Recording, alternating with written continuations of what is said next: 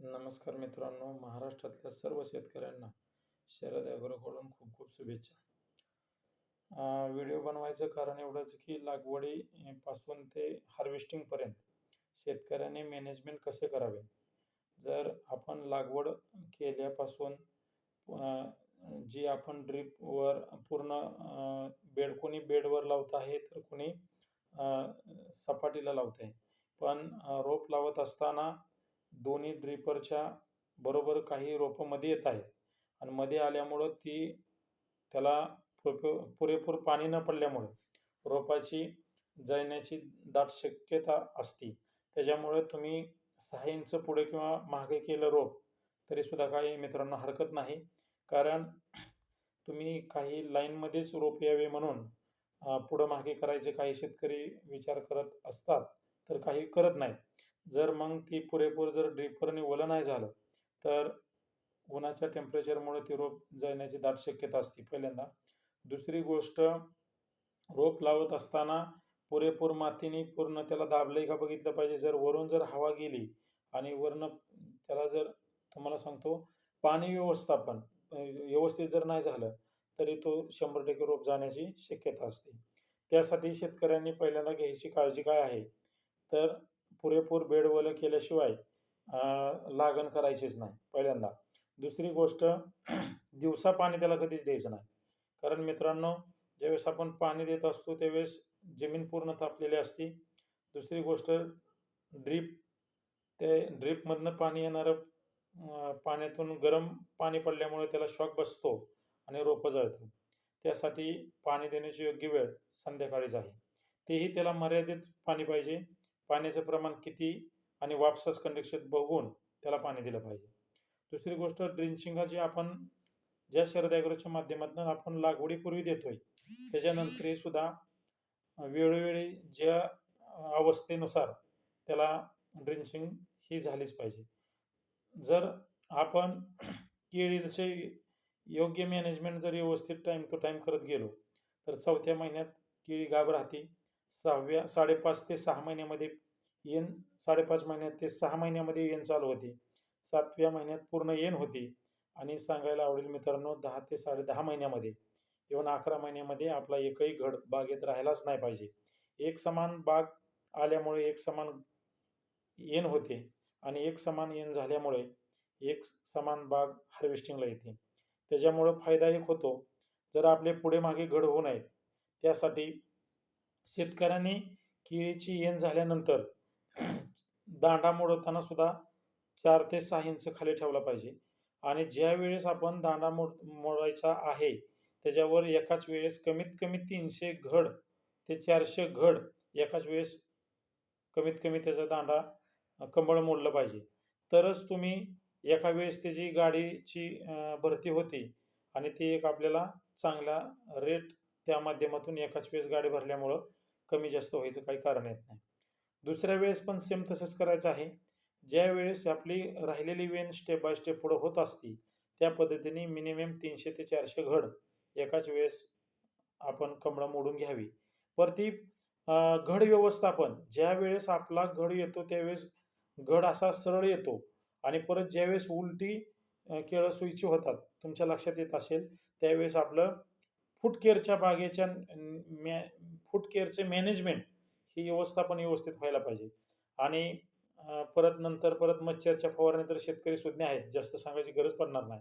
आपापल्या वेळोवेळी मच्छरच्या फवारण्या ह्या झाल्याच पाहिजेत. तरच तुम्ही त्या मच्छरच्या स्पॉट त्या फळांवरती येत नाहीत आणि कुठलाही डाग नसल्यामुळं मालाला चकाकी राहते आणि 1-2 चांगला जास्तीचा रेट आपल्या केळीच्या मालावर चकाकी असल्यामुळं यायला काही हरकत नाही. दुसरी गोष्ट जर सांगायची म्हणलं मित्रांनो, ज्यावेळेस आपण घड व्यवस्थापन झालं, तुम्ही घड ज्यावेळेस पुढं दांड्याला होऊन आपण बांधतो. जर घडाचं जास्त बोज असलं तर आपण आधार देऊन त्याला बांधून टाकतो. दुसरं अजून जर सांगायचं म्हणलं तर थंडीच्या वेळेस तुम्ही ज्या शेतकऱ्यांच्या बागेवर चिलिंग येते, चिलिंग येण्यासाठी जर साधं औषध सांगायचं म्हणलं, तर चुन्याची निवडी करा मित्रांनो 10 लिटर पाण्यामध्ये आणि तीही आपला चुना आपला जो असतो पांढरा व्हाईटमध्ये तो नाही आणायचा. जो ब्लॅक असतो तो त्यामध्ये कॅल्शियमचं प्रमाण जास्त असतं आणि कॅल्शियम आपण ते दिल्यामुळे चिलिंग यायचं प्रमाण बऱ्यापैकी एक 70 ते 80% कमी प्रमाणात होत आहे. कारण जास्त थंडी पडली आणि त्यावेळेस आपल्या बागेवर चिलिंग यायचं जास्त प्रादुर्भाव असतो. त्यासाठी आपण कडनी जी आपण बघा काही शेतकरी गिनीगोल लावतायत. म्हणजे थंडीचं वातावरण त्याला अटॅच होऊ नये म्हणून काही लोक शेतकरी गिनीगोल लावतायत. तोही पर्याय थोडा 50-60% आपल्याला 50% मॅक्झिमम आपल्याला ते करू शकतो. आणि ज्यावेळेस मित्रांनो पाला जर आपण विचार केला ना, तर त्या बुडक्याला जे आपला बुंदा असतो, त्या बुंद्याला जर आपण वाळला पालासुद्धा नाही कापला तरी चालतो. पण तुम्ही त्यामध्ये तुम्हाला दक्षता घ्यायची असते, की पाला नाही कापल्यामुळे मच्छर होण्याचं जरा जास्त प्रमाण असतं. पण तुम्ही आठवड्यातनं कमीत कमी 2दा फिंडालचं रिझल्ट छान आहेत. फिंडालच्या ह्यानी औषध फवारून घ्या आणि तुम्हाला सांगतो मच्छरचा प्रादुर्भाव त्यापासून बऱ्यापैकी कंट्रोलमध्ये येत आहे. अजून पुढे जाऊन सांगायचं म्हणलं तर शेतकऱ्यांना गड व्यवस्थापन जी लेंथ आपण करतो, ही कॉम्बिनेशन आपल्या कृषी अधिकाऱ्याच्या सल्ल्याने म्हणा किंवा खत मॅनेजमेंटच्या सल्ल्याने जी तुम्ही कुणाच्या मॅनेजमेंटवर करतायत, त्या पद्धतीने कॉम्बिनेशन करून त्याची लेंथ, ग्रोथ आणि ही सगळी प्रॉपर वाढते का आणि कुठंतरी चोच येत नाही ना, ह्याची दक्षता घेणं अतिशय महत्त्वाचा विषय तो आहे. आपण खत व्यवस्थापन करत असताना वेळोवेळी आपण ज्या शेड्यूलप्रमाणे जर तुम्ही दिलं, तर त्याला जितकं पाहिजे तितकंच दिलं पाहिजे. आपली ज्यावेळेस काही वेळेस मुळी चेकअप होती, काही वेळेस आपल्यावर बागेवर निमोठ्याडा येतो, त्यावेळेस आपली मुळी उकरून बघून त्याच्यावर मुळावर गाठी तर नाहीत ना, याची खात्री करणं गरजेचं असते. आज बघा मित्रांनो, बऱ्याचशा शेतकऱ्यांचा करप्याचा प्रादुर्भाव आपण बऱ्याचशा भागावर मी महाराष्ट्रात फिरतोय. करप्याचा सुद्धा प्रादुर्भाव आपला खाल्लं पाणी जळतायत, पिवळं पडतायत.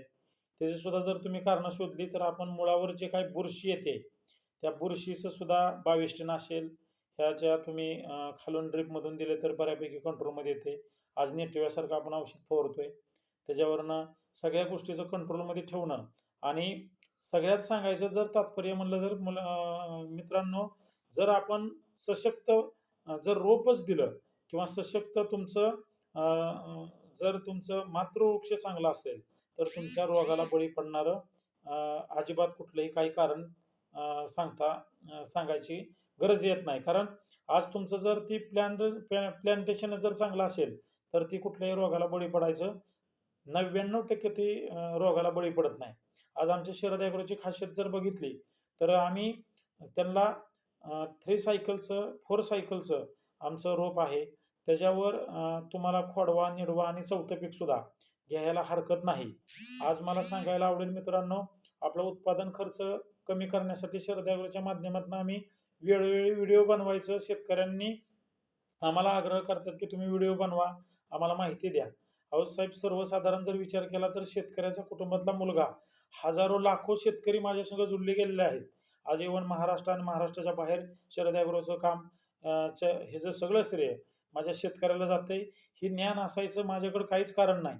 आज हजारो लाखो शेतकरी ही प्रॅक्टिकल अनुभव मला सांगतायत, की ही पुस्तकी ज्ञान नाही, की तुम्ही त्या शेतावर गेल्यावर तुम्हाला एक्झॅक्टली काय होतंय समोर प्लॅट तो तुम्हाला केळीचं रोपच तुम्हाला सांगतंय की किंवा तुमचं तर घडच सांगतोय. सांगायला आवडेल मित्रांनो, तुमचं उत्पादन खर्च 50% आम्ही करायला छोटंसं कार्य आमच्या हातून घडतंय, ह्याचा आम्हाला कुठेतरी एक समाधान वाटतंय आणि त्या शेतकऱ्याचं उत्पादन खर्च कमी करून उत्पन्न कसं वाढवायचं, ह्या दृष्टिकोनातून वेळोवेळी आम्हाला कृषी अधिकाऱ्याचा सल्ला आणि सांगायला आवडेल मित्रांनो, ज्यांनी कृषी भूषण पुरस्कार मिळवला असेल, कृषीनिष्ठ शेतकरी असतील, आज प्रयोगत प्रगतशील शेतकरी आमच्या संग जुळले गेलेले आहेत. त्यांच्याकडनंही सुद्धा आम्हाला काहीतरी शरद ॲग्रोला शिकायला मिळतं, की तुम्ही असा बदल करा. शेवटी अहो का माणूस हा चुकीचा पुतळा असतो. ज्यावेळेस आमच्याकडनं काही चुका होत असतील, तर तुम्ही आम्हाला सांगा, की असा बदल करायचा आहे.